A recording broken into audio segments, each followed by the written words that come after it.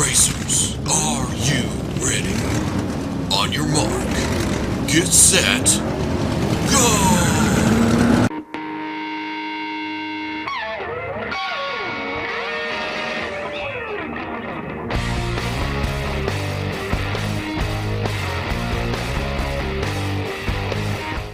Okay people, welcome back to another Fwoosh review. Tonight I'm taking a look at the Bandai SH Figuarts Star Wars Sith Speeder. Star Wars Sith Speeder. Sith Speeder? Sith Speeder. And if I remember right, this is actually my first vehicle in the Figuarts line. I think there's been a Biker Scout with speeder bike. I didn't get that because I had the model kit, I had the Black Series. I barely have room for those. I didn't need another one. Plus, this is something to add to the prequel shelf, which we don't get near enough of. I'm not a super huge fan of the prequels, but I like the designs, I like the characters, I like some of it. I don't like all of it. But when it comes to Darth Maul and anything he has to do with the movies, which is not very much really when you think about it, I'm down for that stuff. Now looking at the box, it's pretty much just the promotional shots that we've already seen plastered on the outside of cardboard. This was a Soul Web exclusive, a Bandai Collector Shop exclusive, so there's no window, there's no flap, there's no door, you can't see what's inside. This wasn't sold at retail, so it's not being sold to anybody that didn't already pre-order it. That's an odd thing to say. Side panel, same picture, just blown in a little bit, blown in. On the back, more pretty promotional shots. I forgot that it came with the probe, so that's cool. I still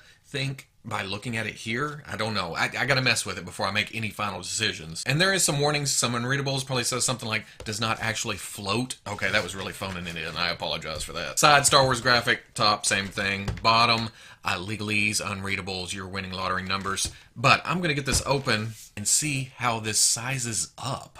Ooh, segue. And there we go, all out of the package, and there's some screwball stuff going on here. Looking specifically at the sculpt and paint, this is the best we're ever going to get. The sculpt is nice and crisp. I like the handlebars, has little grooves in it and such. They could have just made straight bars, but they put the time and effort in. The panels, the seat, everything else, I mean, it's a bunch of metal in a shape of a Sith Speeder. There's no denying what this is. And then the paint, from the package shots, I thought it would be a little bit too gray, where my eye in the movie sees more brownish tones. And that's what I'm seeing on the actual product here. And then some of the panels, and especially the seat, has a worn look to it with an overspray of black. It's very mechanical. It's not very random, but I like the effect that comes across. Now the paint that simulates the chipping, I guess from speed, you know, flying through the desert or whatever other environment. It's nice, it's there, but I feel like it's not heavy enough. In the movie, it was a lot more worn. But the overall piece tied together, I really, really like it. But that's mostly based on looks. I guess it's everything else surrounding the speeder itself that is kind of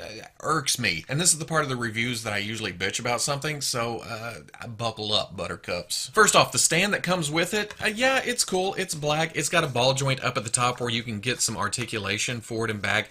It's nice, it's tight, it's not going to fall over with some extra weight of the figure on it. You can put it in action poses, whatever. But usually the speeder hovers about a foot off the ground, and they made the stick here, like, in scale, at least 3 feet. So if you're trying to do an action shot or something, he's floating way too high. This is for him jumping something or coming off cliff. I don't know. This thing should be this tall, and it's not like you can take it off the peg right there and set it down. It rolls. It's a teeter-totter. You have to have it. Wait. What's going on there? I thought maybe it extended because it's an odd metal piece in the middle, but maybe that's to prevent wear with this thing on it, or to keep it from compressing inside the hole. The Sith probe or the Dark Eye probe droid, I really like this. Like I said, I forgot the set came with this. I'm happily surprised. Very nice sculpt, and it's molded in kind of a metallic gray, a gunmetal of some kind. But where there's lenses, it's painted with a gloss black, so it definitely stands out against that. And I like that they went in with some silver paint and knocked out some of the details. They stand out to your eye. But in the instructions, it calls for an Act 4 stage, and guess what? The set doesn't come with an Act 4 stage. And it says right there, sold separately. So you get the cool probe droid, you'd love to display it, but if you don't already have an Act 4, or you didn't order one along with the set, this is as much as it floats. But fortunately, I do get a lot of stands from other companies, and this is I think this came with an amazing Yamaguchi figure, Revoltech Kyoto, and the peg fits perfectly. And it's more stand than droid, but you know what? At least it floats. It also comes with a cap for the bottom of the speeder if you don't want it on the stand.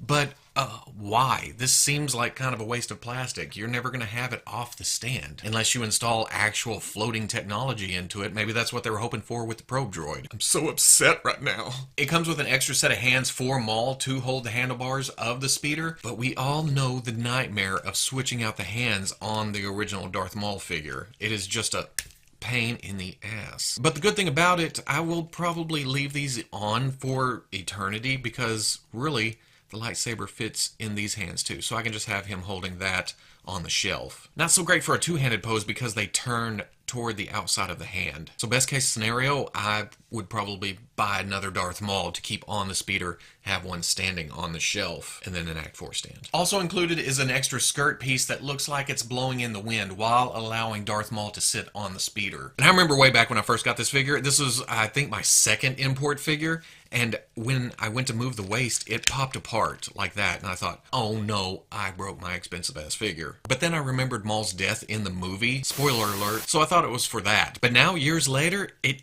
comes into play, finally. You pull the belt off, you pull the skirt piece off, you put the wavy and the wind part on, and there's a key on the back of the peg you have to line up to get this all the way down. Then you put the belt piece on, paying attention to that key again, and then pop the body on top of that. The problem with this skirt piece is that it has a seat built in that works almost like a child seat. You're going to put him on the speeder, and this is going to be under his ass holding him up. See how it form fits to the speeder? And then the front does the same thing as the speeder curves up under his crotch. And here is the nightmare that is this. The instructions point out, warning, delicate.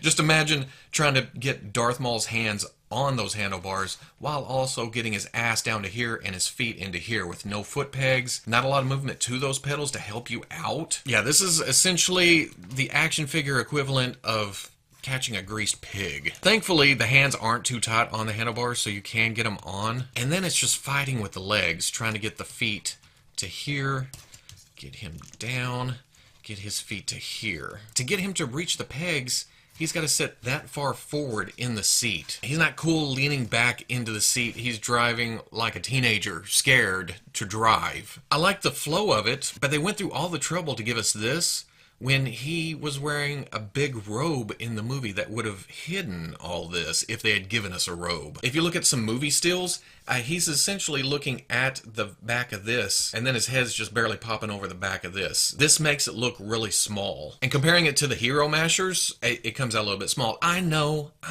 this wasn't made for 6-inch scale figures, but this gives you a good idea if you have this right now. But what do you think of this with a nice paint job? It's passable. But without the flowy robe octopus thing, you can get Maul lean back, kind of crouch down, get his feet to here, get him leaning against the back here, and it kind of fakes the scale from the movie. I have a cloth robe, but it doesn't want to lay right in this configuration for some reason. The hood pops up. But if you have a heavy robe, you can have it flowing back. You could have the arms flowing back. You'd have the hood covering the face. And it would definitely hide all this gappiness and where he's not actually sitting. So that's not bad. In fact, I need to go hunting for another cloth robe. Something a little bit more heavy. So at the end of the day, I feel like I should have got more for 50 bucks. Sure, it's a nicely sculpted, fairly nicely painted hunk of plastic with a cool-ass probe droid and a skirt piece that makes it kind of dorky, I guess. I think I'd like this a lot more if I got a stand for the probe droid and then an actual robe for Darth Maul. Oh, and shortening down the stand a little bit to make it a little bit, I hate to say this about a Star Wars movie, a little more realistic. It's a neat display piece, but some of it's kind of bullshit. And I hate to say that about Figuarts. I usually hold them in high esteem, although Mofex has been giving them a run for their money here, and then Black Series doing their face printing tech now. But Figuarts has always been the top tier, you know? So to say all this about a product from Tamashii Nations, I feel dirty inside. And I'm sure a lot of you will say, no, you're just bitching. You're so negative. Hey, those of you that know, I always try to pick out the positives. And I've picked out some this is going on the shelf. I like it. But for my money, I feel like I should have got more. And they shouldn't have half-assed some stuff. This is like buying a video game, getting it, and then finding out you got to buy a season pass or all these add-ons. No. I don't like it in my video games, and I don't like it in my toys. And I'm not talking about Build-A-Figures. That's a different monster. Yeah, you gotta hunt down other pieces to finish it. This isn't a Build-A-Figure. This isn't a Build-A-Vehicle. This was supposed to be a once buy and then put on the shelf and, forget about it. Like half the other toys I got. I don't know. I'm not feeling it. So if you like the review, comment, like, subscribe. I'll catch you on the Fwoosh.